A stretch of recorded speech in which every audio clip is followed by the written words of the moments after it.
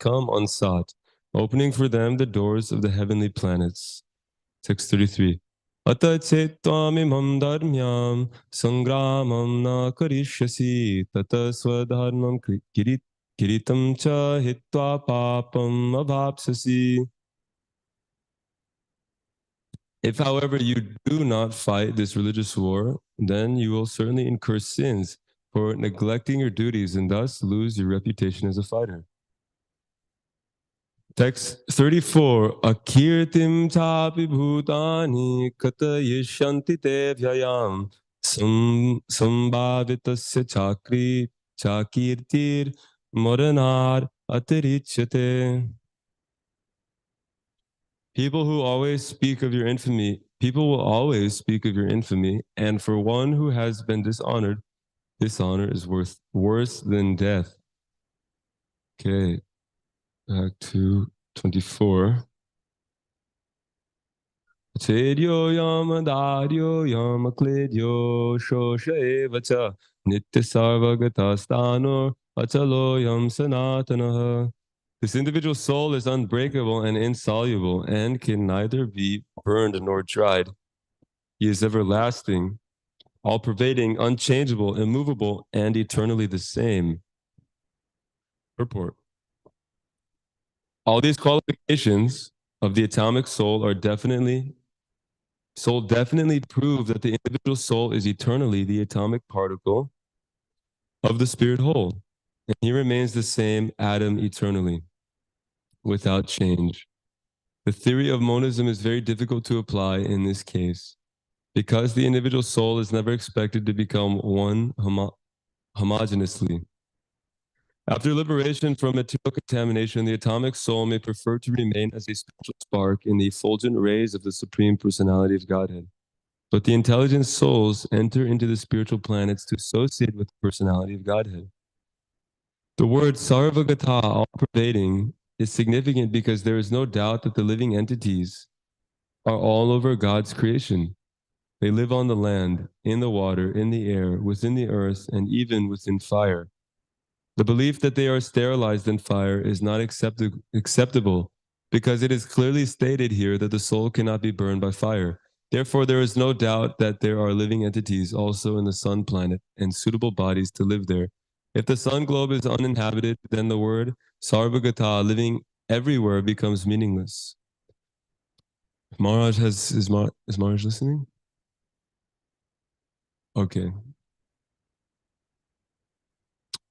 So this is interesting. So if we think that we can take up any other process besides bhakti yoga and we'll get full self-realization, we will be mistaken. Because this knowledge of the Supreme Personality of Godhead cannot be derived any other way. You know, we can't hope to practice any kind of meditation or, you know, practice jnana yoga or anything like that and come to the topmost realization of who we are, because we know that the soul is eternal servant of Krishna, you know. So how else to come to that conclusion than Krishna consciousness? For instance, I can practice some kind of mystical yoga, or I can practice some kind of speculation, you know. For instance, we look at this material world and using our intelligence, we can say, okay, there's evidence that there's a creator, there's a person behind this. And then we can kind of maybe acquire a little bit beyond that, a little bit of knowledge beyond that, just by analyzing the creation. We can get a little bit of an idea of who the creator is. For instance, okay, there's beautiful things in this world, so he must have an artistic sense. We already know because there's so many laws which govern this world, he's intelligent. But he's not just, and some people might think that God is just some intelligence or some impersonal intelligence lawmaker who's just kind of callous and cold. That's not the proper conclusion, but that may be there because we look at the world and we see some beautiful things. We also see some very oppressive elements in this world.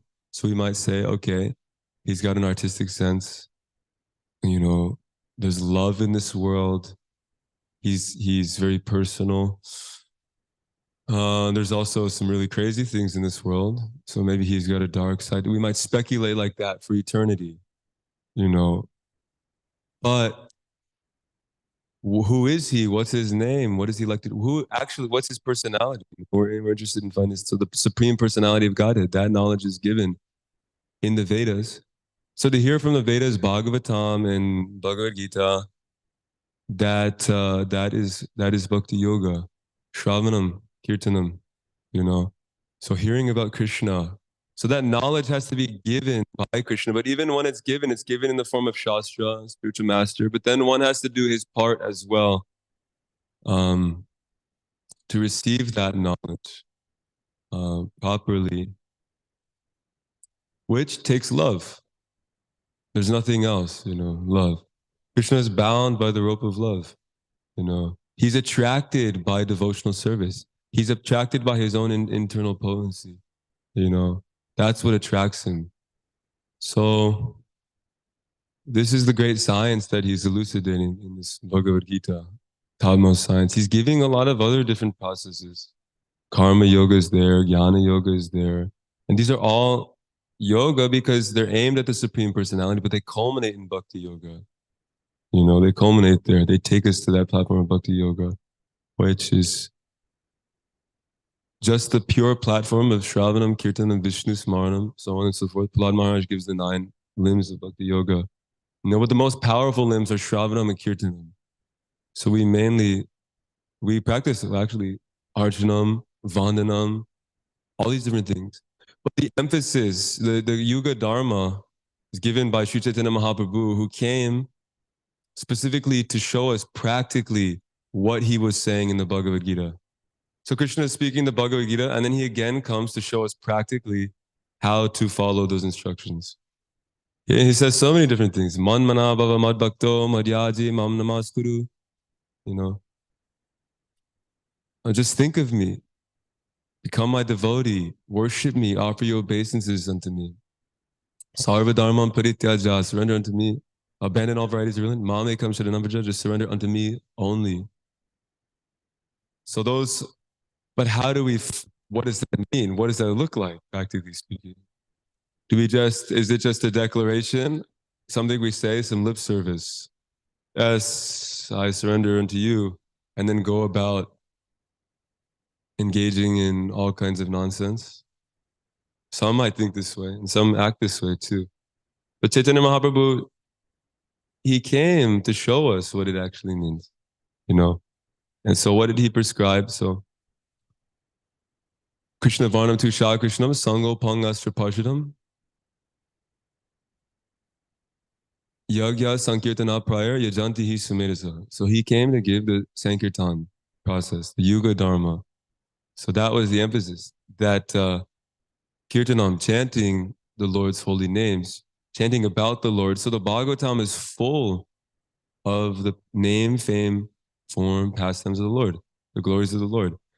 And so reciting Bhagavatam in the association of devotees is Sankirtan, right? Distributing Prabhupada's books actually is a Yuga Dharma. Chanting the holy names aloud on beads or with the mridanga or kartals or clapping the hands with the other devotees. So the emphasis is on Kirtanam, but then Sankirtan. Because I only have one mouth, one tongue, 2 ears, you know. But with the devotees, then that expands into so many mouths, so many ears, you know. And so the process, the already perfect, sublime, powerful process of Kirtanam becomes Sankirtan, one with the devotees, and then we can relish the bliss even more. You know, just like Rupa Goswami prays, he says, I don't know how many, he says, well, I'm going to paraphrase from the song, Sankirtan Das Adhikari song where um, he says, Oh man, I'm blanking on the lyric. But basically he says something too effective. How much nectar are in these two syllables, Krishna? How much nectar? So much nectar that Srila Rupa Goswami is praying for many mouths and many ears, you know, to actually be able to relish the holy name. That's how much nectar is there, you know, how much relishment is there. And so, what a wonderful desire to have, pure spiritual desire to have, right? To serve the Lord. I wish I had more facilities to serve the Lord, you know, more arms, more everything, more mouths, more ears that can chant the holy name of the Lord. Like Anantashesh. Anantashesh is a huge serpent, you know, Balaram. He's got unlimited heads. He actually has unlimited heads. He's Anantashesh. He's the unlimited serpent with all these heads, and he's constantly chanting the glories of the Lord, and he still hasn't found an end to it, you know. So, but what an exalted level. So I mean, of service, right? So I'm doing something little, and then I get puffed up, you know. But the devotees are doing so much, and they remain so humble, you know. Just like Chaitanya Mahaprabhu says, "Chinadapi sunichena tarorapi sejuna amanina manadena kirtaniya sadhari."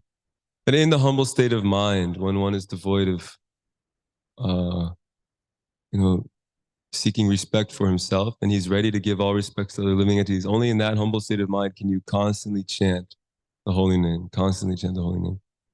So Chaitanya Mahaprabhu is giving that practical instruction. Um, and in that humble state of mind, we're chanting the holy name with full knowledge that the holy name is God. He is God. That transcendental sound vibration that we're vibrating every day or trying to vibrate every day actually is God. It's crazy. He's the Supreme Lord, you know? And so we're approaching the holy name in that we're trying to approach the holy name in that consciousness, you know, and beg him, please engage me in your service. Please engage me in your service. That humble state of mind, that the essence of it is the pure devotional attitude, you know, and that that's the essence of chanting. That's the essence of devotional service, the pure devotional attitude. When we approach Krishna with the pure devotional attitude, we're trying to cultivate that humble attitude, humble state of mind. Then we can constantly chant the holy names, you know, and we'll be in that state, we'll be totally free from all contamination, all material contamination, all kinds of illusions, all kinds of misunderstandings, just all these bad ideas, totally free from all these different things, you know, totally satisfied, totally on the spiritual platform, you know. Spiritual platform is Brahma Bhuta Prasanadmana Shochiti Nakankshiti. Sama Sarveshu Bhutishu Mad Bhaktim Labate Param. That is the actual spiritual platform. So many people will claim to say what the spiritual platform is, you know. Oh yeah, I'm on the spiritual platform, you know, I'm able to do lucid dreaming, you know, or yeah, you know, I'm on the spiritual platform, like I can, you know, focus on my breathing for 30 minutes, you know. But none of those things are very helpful. You know, like I was at this art garden thing, and I got the opportunity to do some preaching to Ryan and his friend. His friend is a professional meditator. So he came, and then after my session was up, I had a time slot just to talk about Krishna. And so Tim came early, so he tuned into my thing, and then I was gonna leave right when his started, but then some girl wandered in to the tent. It was like a tent, and she asked him, she's like, "Is meditation is his time?" So he said, "Yeah, we can do like a 10-minute meditation session." So I wanted to see what he was doing, so I just stayed to do the 10-minute meditation session. Basically, it's interesting, But he just basically, okay, sit down. Okay, now bring your attention. So collect your focus, your attention, your consciousness. Now, where is it at? Okay, it's on your body. So move it. So he kind of does like a little play with the focus. So move it to your toes. Now move it to your knees. Now move it to your fingers. Okay, eventually now move it to your breath. And then take it further to the mind. And then take it further to what's beyond the mind.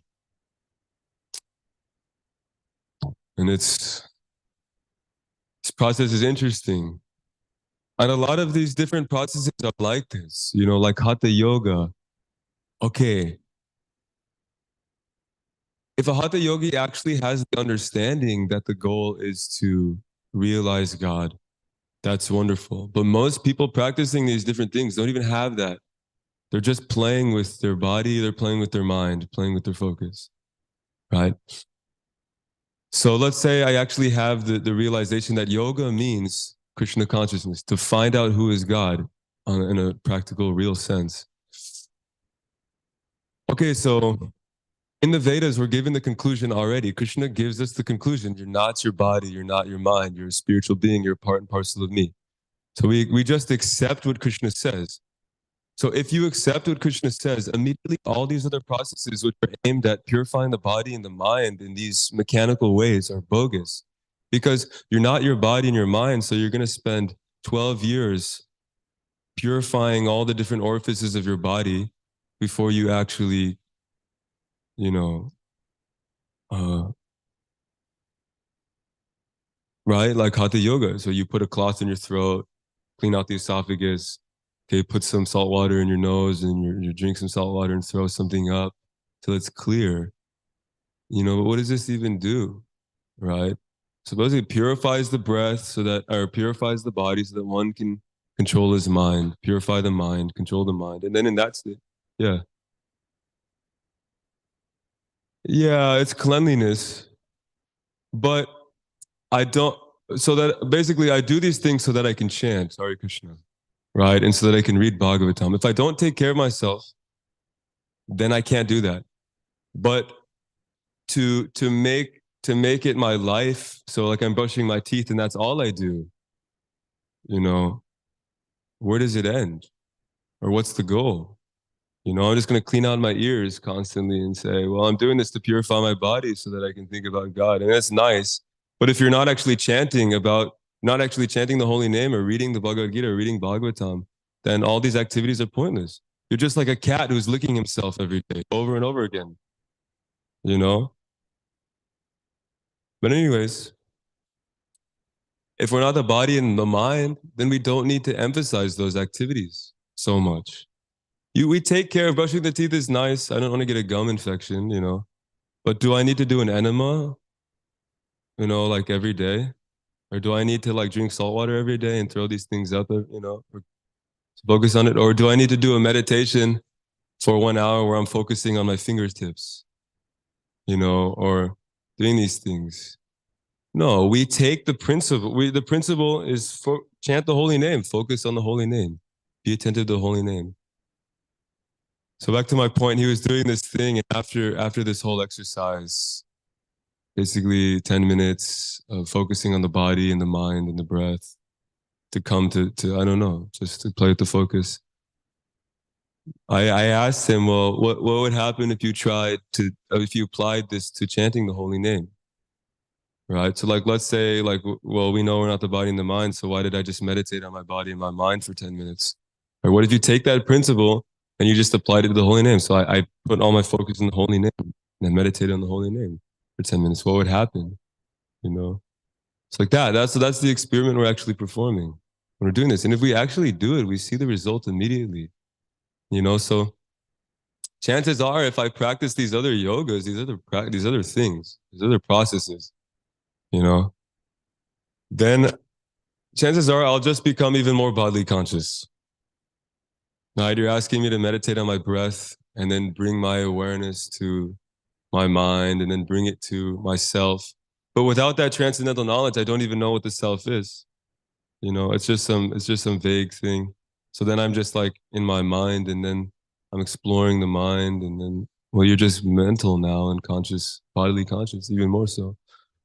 Attach them to some process where you're just playing with your focus, bringing your focus from here to there and there and there.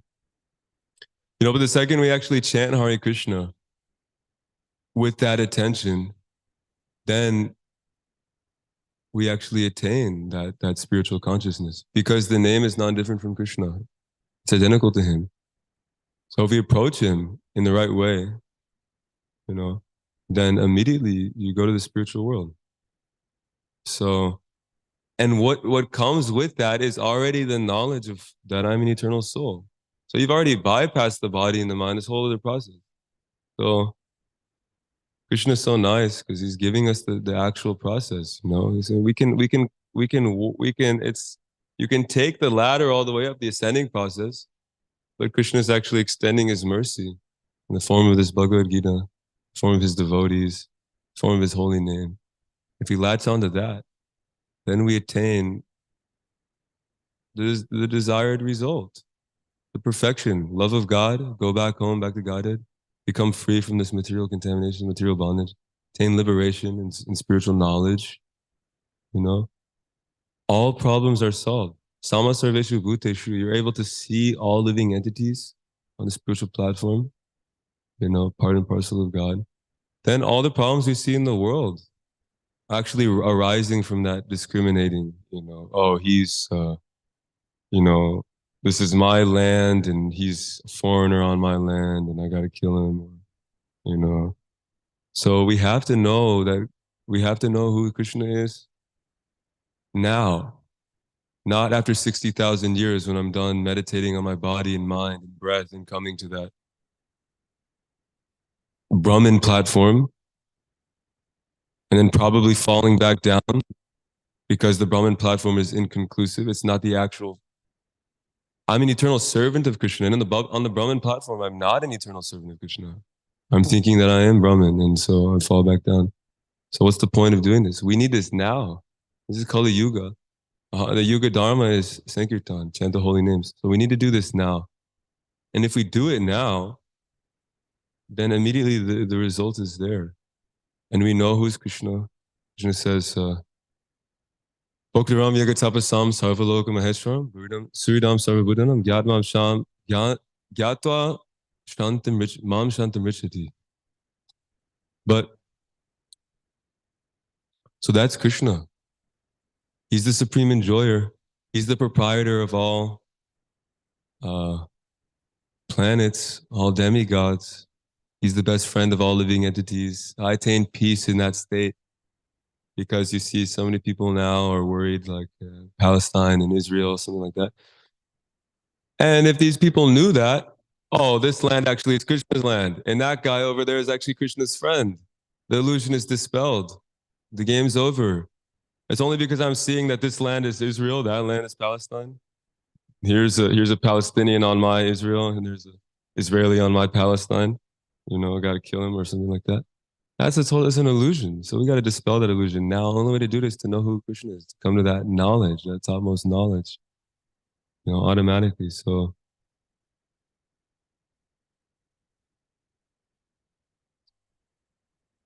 okay, any comments or questions? Krishna, I think he's first.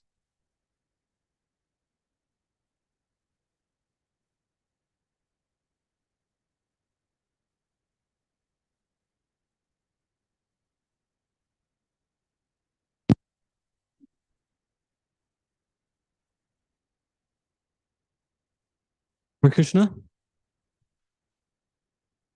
Yeah, to do such meditations without having a proper understanding of Sambandha, the goal of life, it's ultimately futile because you'll never become happy without a clear-cut understanding of what you're doing.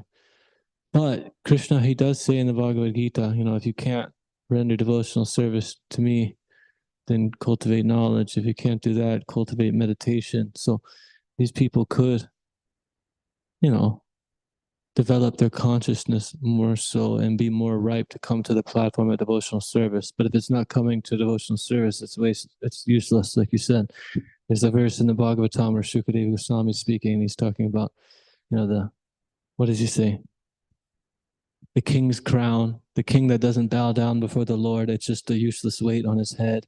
He says, there's like two other ones. They're all real nice, but The bellows, breathing is the bellows or something? yeah, what's the use for lungs if you're not using the body to engage in service to the Lord? It's just like bellows for starting a fire. There's one other one, but anyways, what was it? A snake, right? The ears are like the whole ears of a snake or something. That there? That may be it, or that may be different. I don't know. But yeah, the point being is that whatever we're doing, it's not directing us towards provoking our attraction to hear about the Lord. Shrama evi kevala. It's a waste of time because it's not bringing us to the ultimate reality. But that being said, it's like these bodies are machines, and unfortunately, we may not be on the spiritual level, and we have to take care of the machines accordingly. And I am pretty neophyte, but what I've seen is that the tendency is we come in hot and heavy and passionate, and we see the example set by the six Goswamis, and we want to be renounced like that and not care about the body and not do this.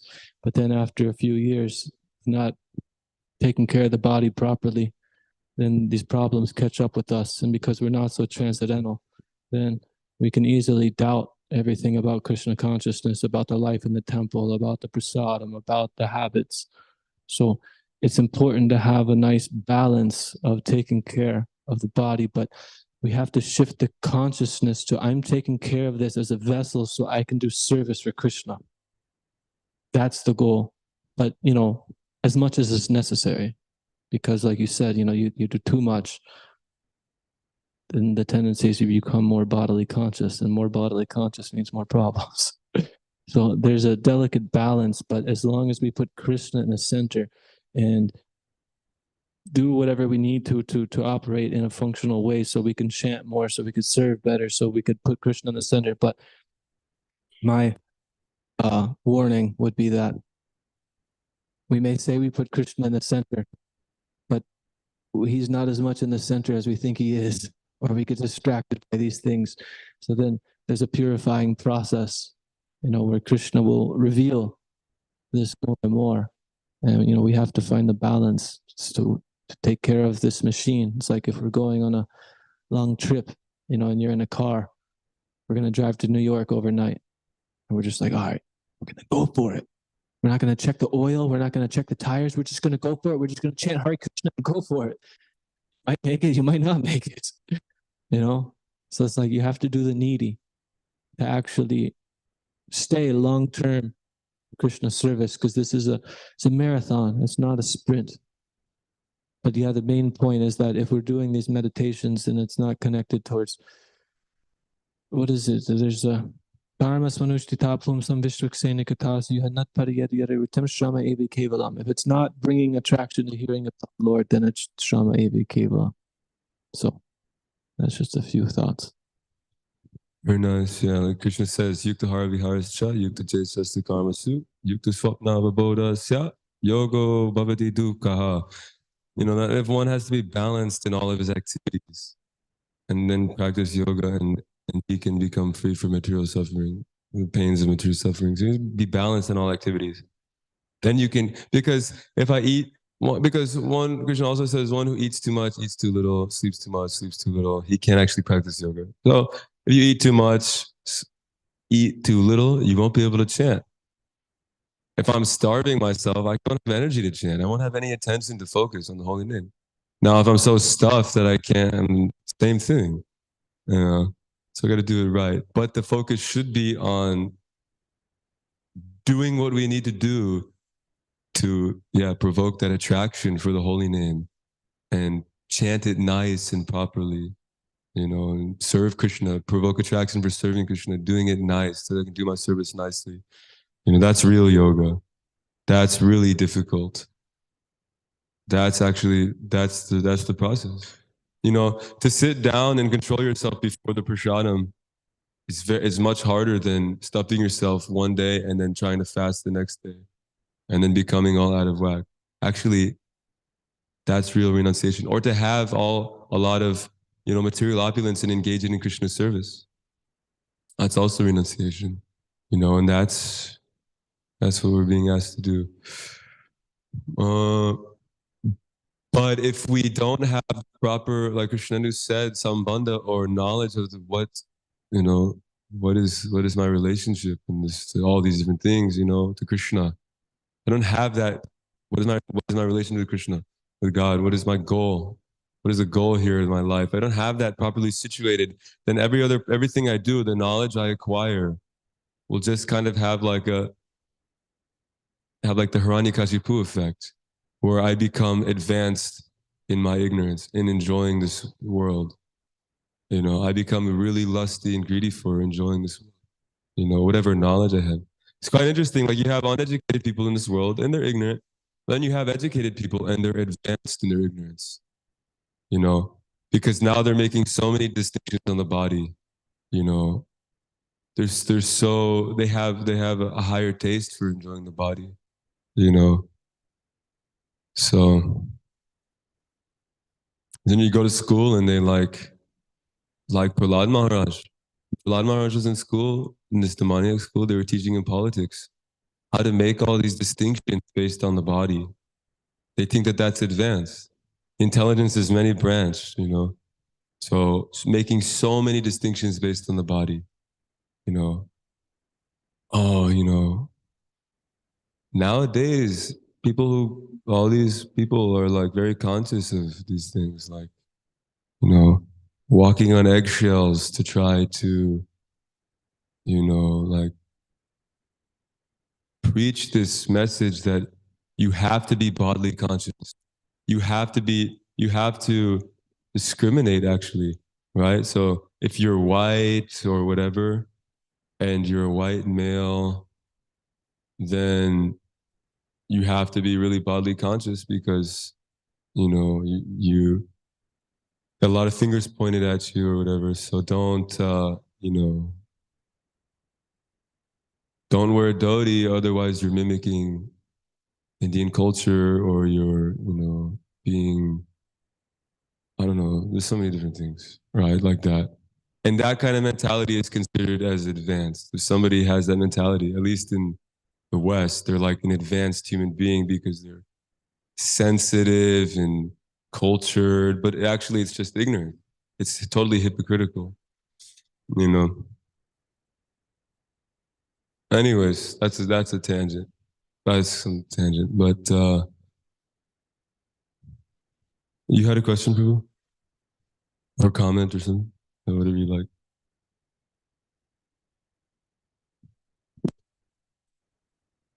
Hare Krishna. I really like what you're talking about, Prabhu. These are really, really big topics. Yeah. I like all you had to say about Krishna being the absolute. How there is he's the culmination of all knowledge. So there's nothing beyond him, though he is unlimited and ever expanding. He's like he is everything. So to take up these useless tasks of sense gratification through playing with this energy and focusing our consciousness in certain areas, bringing our life air to these certain areas of the body for healing or pleasure or whatever it may be, or even on a more subtle sense, diving into like emotional trauma. People go to therapy and they spend all this money and all their resources, time, to unpack these issues that they have, that they have compiled within their experience, where we're really just a product of where we've been. This is our consciousness. It holds on to these memories and experiences from our past, be it good or bad, and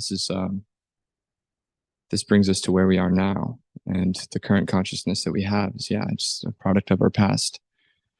But just like the cat, who is licking itself clean, it might become clean, but then you'll find it the very next day doing the same thing because it got dirty again. So even if we can, bring ourselves through a purification, or what seems to be purification through these activities, It's not absolute and it's not everlasting because it's missing that most important ingredient, which is Krishna.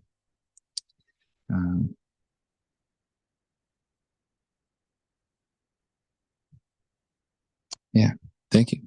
Hi, thanks for. Yeah. Actually, chanting Hare Krishna is also, it's a spiritual purification process. Chaito Darpana Marjanam. So it's funny, but these processes emphasizing cleaning the body and the mind without cleaning the soul, they're perverted reflections of this chanting Hare Krishna process. Because when we're chanting Hare Krishna, we're doing that. I mean, like, I can purify the body to a degree, but if I make it a point in my life to hold that high standard like all the time, that's just like OCD, you know, really OCD about it. And there's no what spiritual progress do you make? Even your body, all the orifices in your body are totally clean all the time. Every morning you make sure that everything that you drink, all the salt water and everything that comes up is clear. Every morning you make sure you put an enema and everything that comes out is clear. It's like, what the heck is the point? The real business is chanting Hare Krishna, and that's purifying the heart. We're cleaning the heart. It's a spiritual cleansing. So to be balanced is nice, but that's ideal. To be balanced is ideal. That's why we have rules and regulations.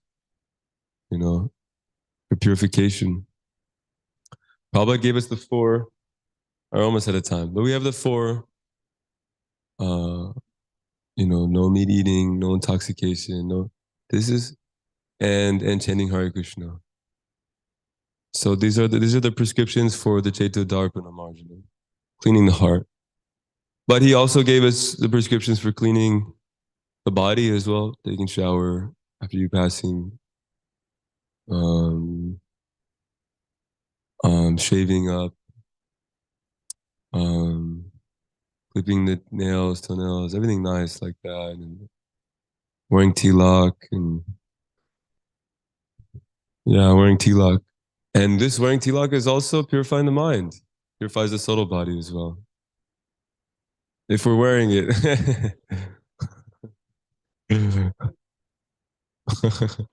So, like that. But thinking about Krishna, hearing about Krishna, this is really where it's at,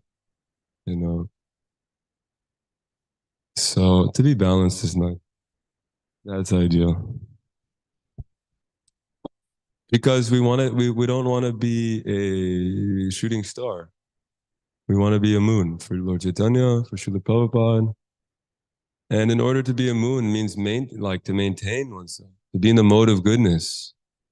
Shooting star is like a passionate thing, You know what? I'm gonna just chant Hare Krishna, forget everything else. I'll make it back to Godhead, hell or high water. My body's totally wrecked, mind is totally wrecked. At least I'm chanting Hare, but we can't do that, and we can't do that. So we have to maintain some mode of goodness, and then that's a platform for jumping to the spiritual platform. So, anyways, preaching for my, benefit. These are things I need to hear. I'm attracted to the yoga, mystic yoga. I'm attracted to ignoring certain things, so need to be balanced for Krishna, that's what he's asking of us in the Bhagavad Gita. He's giving that advice. You should do this. Become balanced in all your activities so that you can perform your duties perfectly. You can worship him perfectly, think of him nicely, Anyways, okay. Srimad Bhagavad Gita as it is ki jai. Srila Prabhupada ki jai.